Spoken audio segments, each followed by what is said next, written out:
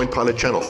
To receive updates of all cryptocurrencies and Bitcoin news and views, remember to subscribe and hit the bell icon below to receive notifications. Enjoy the video. All right, now back to the Goldman Sachs Technology Conference in San Francisco. Blockchain, big at this year's conference. Among the most important players, Ripple. The San Francisco-based company uses blockchain to settle financial transactions between some of the world's biggest banks. Caroline Hyde is still there, standing with a guy named Brad Garlinghouse, who's also a former AOL executive and author of the infamous Yahoo Peanut Butter Memo. Caroline? He is a man that you know well, Corey, and I'm just sat opposite him right now. Of course, Brad, we're just hearing about potentially the fact that all of this, when we're looking at blockchain, is potentially in hype mode. Are we overhyping blockchain? When does it become a part of everyday lexicon? When do all banks adopt it? Well, I think there's parts of what's going on with blockchain that are overhyped. It's not necessarily a solution for everything, but there are examples where it's a perfect use case. It's a perfect solution for payments, for example. You have two people trying to settle a transaction without the risk of the central counterparty. You could do that with blockchain today. Ripple has been fortunate. We now have 10 production accounts. We announced the third largest bank in India last month, as well as the largest bank in the Middle East going into production. What about new clients? What about international expansion? What about being adopted en masse? Is that something that you foresee, or will you not be able to get into all banks because they'll see a conflict of interest here? Well, we work with about 90 banks worldwide today. We've announced 10 of those production contracts. It's certainly there's about 8,000 SWIFT-enabled banks and almost 20 to 30,000 banks around the world, so we've got a long way to go.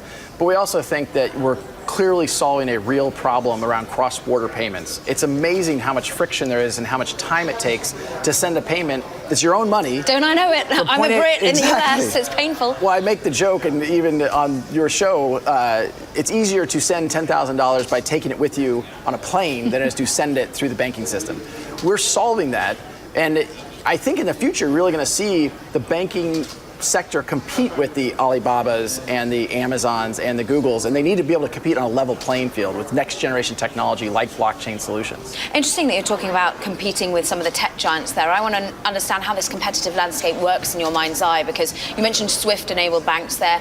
Is SWIFT your key competitor? What about the likes of the startups that I'm seeing grow in the United Kingdom, in Germany? I mean, TransferWise comes to mind. That's the way I can send payments very swiftly. How does it all work for you? Well, so we view TransferWise as solving a great problem that the banks should be solving. And so really TransferWise is a potential partner or customer of ours. When we look at the payment stack, a lot of things are happening at the top level of the kind of application layer of that stack, but the infrastructure is all the same. Yeah. Even cool, innovative things like Apple Pay.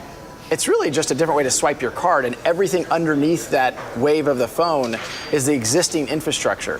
Our view is if we really want to unlock innovation throughout payments, we have to reset the rails, we have to reset the infrastructure, and that's what we're focused on. And is blockchain being adopted en masse by banks, do you think? What's stopping them? What's holding them back? Are there worries? You know, we've been really fortunate because I think we're solving a clear use case that is a pain point for their customers. We're getting a lot of adoption, a lot of activity. It takes time, of course. You know, banks have a lot of other IT projects that go on internally.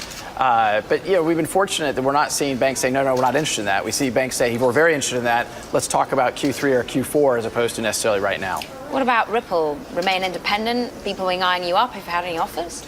We've had a great run, and certainly as I think blockchain has become more hyped, frankly, we get more and more interest and attention. But right now we're focused on the customer. And if we can deliver on that, continue to deliver more customers and solve more of their problems for their customers, we'll be in a good place regardless of how we choose to see the future unfold. I mean, I know you don't deploy Bitcoin. That's one type of cryptocurrency that uses a blockchain.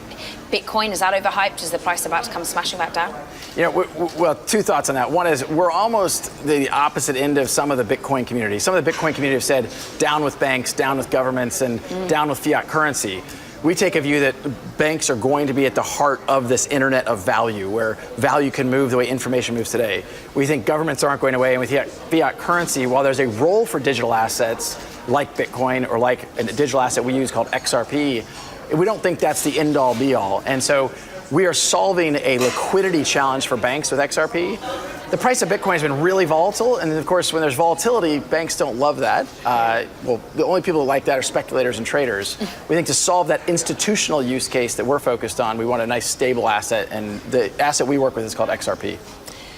Let's move away a little bit into your history, into your past. We had Corey Johnson just talking about the Peanut Butter Manifesto, the legendary piece that came out, about a decade ago, all about your previous employer, Yahoo, the fact that potentially it spread itself too thinly. What was this company?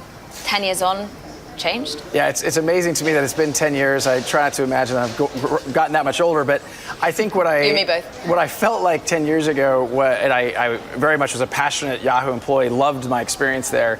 I felt like Yahoo increasingly was spreading itself thin, and that what were we trying to be the best in the world at? And whether you're Yahoo or frankly any other company, I think you have to understand what your true north is. What is the primary problem you're solving for your customers? And I think Yahoo is trying to be a lot of things. Were they a search company, a mail company, a media company, an advertising company? And they were okay or maybe kind of good at a lot of those, but not great at any of them. And then Google comes in and steals search, and other companies come in and steal mail, and other companies come in and steal media. And I think Yahoo could have and probably should have been more focused and more concentrated about what they wanted to be great at for their customers. And now another company comes in and steals Yahoo, buying it, Verizon. Potentially, it's not even gone through. Do you think this deal will go through? Do you think they'll be able to get value from what Yahoo's consumer base is? I think it'll probably go through. I think obviously it's been a rough ride for the Yahoo team, and they've had some security breaches that have caused some turbulence there. But I think there is great synergy in putting Yahoo and AOL together. It's something that Tim Armstrong has been excited about for a long time. And I think that there's real value to be created there. And Tim did a great job with AOL, and now part of Verizon. But I think he can continue that by putting those two assets together. Two assets that you previously worked for. It's great to have you on. Thank you so much. A great conversation. None other than Brad Garlinghouse, of course, Ripple CEO. Corey, to you. Thank you very much, Caroline Hadd, and Brad Garlinghouse, of course.